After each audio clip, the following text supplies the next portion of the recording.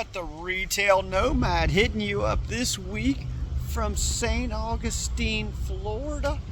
You see that massive structure back there behind me with some Spanish architecture style and so forth and design. That is the Lightner Museum, and it's right in the center of town.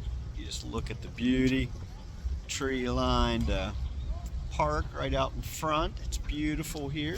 We're gonna dance through St. Augustine, downtown, the oldest city in America, but we're gonna dance through one of the smallest streets in America with retail, Aviles Street. And you see the statue I'm gonna walk up next to, Don Pedro de Aviles, which the street is named after that gentleman right there, who I guess founded this back in the 1500s. Let's dance through town here, St. Augustine, Florida, the Retail Nomad. Adios. The Retail Nomad, traveling the globe, sharing what the retail environment is like, hidden corners of the world. To kick off this week's video, this sign here says Aviles Street, named after one of the original settlers by the name of Pedro Aviles. And this street, we're just going to dance down through here and just look at the oldest street in the Americas. I mean, just fathom the history from the 1500s. And as I start my trek down Aviles Street, you just get to see the styles, and you feel as if you're walking in a street in Old Town Spain. And then you see here, it's called the Spanish Military Hospital. Again, the city dating back to the late to mid 1500s. Some of these structures here are from the 1700s. You get to see the various flags and the influence. You see the British flag, as well as I learned a lot about the history here and the influence originating with Spain and moving from British rule. And then you see apothecary. It seemed very fitting as I'm cruising down the oldest street in America to find a store that offers everything from a goldsmith service to maps and prints from hundreds of years past.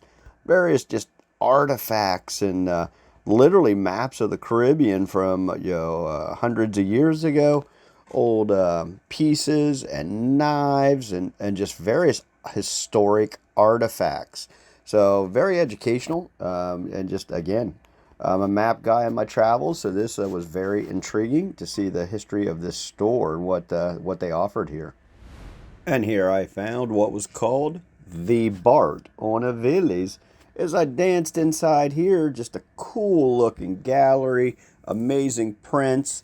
What I learned, it's local artists as well as some very famous artists as well. Beautifully laid out, scripted, designed, and offering wine and Prosecco as well. Hey guys, welcome to the Bart. Thanks much, Philip. I appreciate your time here today. Bart and Aviles, and welcome, and come check out our art. It's all strictly local artists. And how long is it you've been here? You told me? I started 41 years ago downtown. That's amazing. You're one of the oldest galleries here in town. Yes, sir. On the oldest street in America. I'm considered the OG of art. Dude, I love it. Thanks much, Philip. I appreciate your time here today.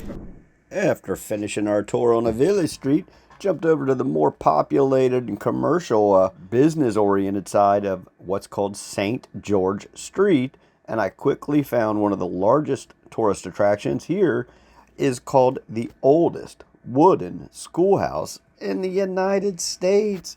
This sucker dates back to 1716. I mean, just look at the weathering on this bad boy. It's seen some better days, but it's just cool to see. Oldest schoolhouse in America.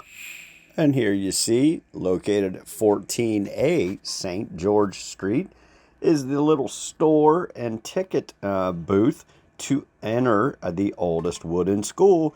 And I learned that the tickets are $7.95, so $8 to get you in to tour this bad boy. But they had every type of little gadget and memento that you could fathom that relates to an old school. Old pencils and notebooks and magnets and all kinds of signage. But the oldest school store, if you will.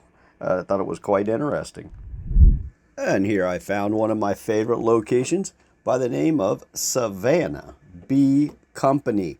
And just look at the openness, the style, the high ceiling elevation, the soft wooden natural tones of the fixtures themselves, is they've got some whipped honey and all kinds of products, everything that you can fathom that could be made from pollen and so forth.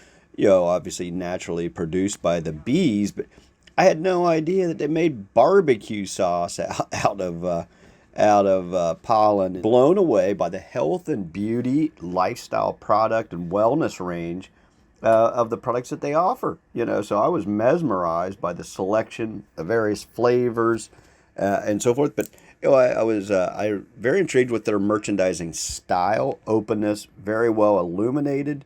They had a tasting bar. You could taste the various product mixes. And this young gal here, she helped fix me up with the section for immunity, and I picked up and purchased some bee pollen. She took me right over to this section, and I grabbed me a little jar of this goodness, and it tastes delicious. Bee pollen, Savannah Bee Company. And as I rolled down St. George Street, you see here, I found Earthbound Trading Company.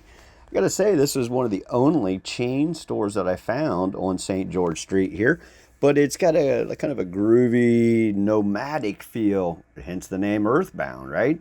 But it was cool how they incorporated, some of the history of this local market, being the oldest inhabited European settlement. Primarily, the majority of those folks that originated and migrated here were from Minorca, Spain, which I had no idea.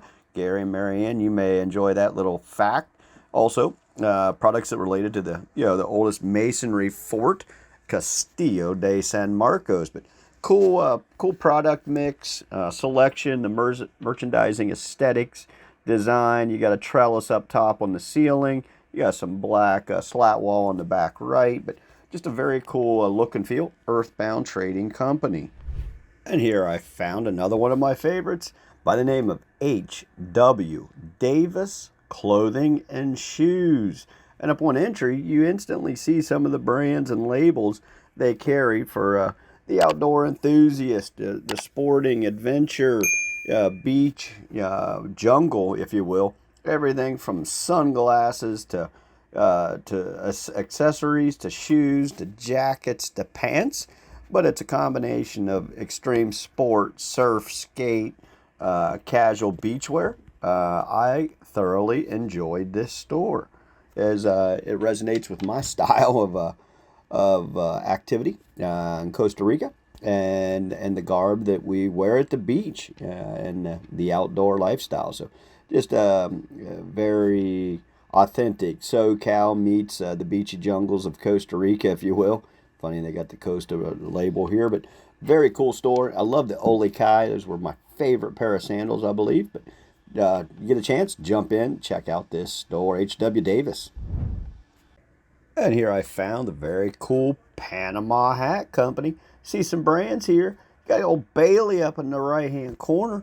Bailey, I got your message. Funny, because this store reminds me of your grandpa. That's right. Check out some of these lids. They had everything from Stetson to Brixton to Columbia, Patagonia, Kangol, and so forth. Cool, trendy, very touristy, beach-minded hat styles for everyone. Panama Hat Company. And here I found what's called Pepper Palace. Let's dance inside here. Check out this location, as they offered all kinds of products related to spice, and you see the sign there, Get Sauced. There's a lot of bars and fun establishments on this street, so their version of Get Sauced is slightly different than some of the other establishments, as they had all kinds of categories broken down, from salsas and wing sauce and various rubs and spices and seasonings. And I was blown away by their merchandising technique. Very basic, and it fit with the old school theme, if you will, of their style, even the wood tones and selection process. They had a tasting counter here as well, but a very cool green-red layout noticed here at Pepper Palace. In search of my next store to bounce inside of, here I found One of the old school locations next to a wooden building here you see on the right. You feel the history and the aesthetics. But here I found the beef jerky / peanut butter company. I jumped inside of this facility, and again, immediately I find a testing station for sampling the various flavors that they offer. She was awesome in describing the different sensations and flavors that they had. And then the back left, they've got the peanut butter company, kind of a shop within a shop, if you will. A couple little displays and peanut butter here on this one here. Small batch. And then I love that one, cracked me up, the Hangover product mix there on a little display. But nicely merchandised, and the aesthetics, layout, very open feel. Obviously, I can imagine during summertime it gets pretty hot here, and they had a lot of ceiling fans up top, keeping the air in motion and circulating everything. But I like the look, feel, design, and style of beef jerky store here. And here I found a very cool location by the name of Hive and Homestead Stubbees. This place is just peppered with every type of product mix that you could get, from bees and pollen and honey and propolis. And I loved how they broke it down by various categories, from apothecary, candles and soaps and scrubs, to the homestead category side of cookware, drinkware, gift sets, and they had a wide array of jewelry, linens, and wedding registry. I'm like, what? You gotta be kidding me!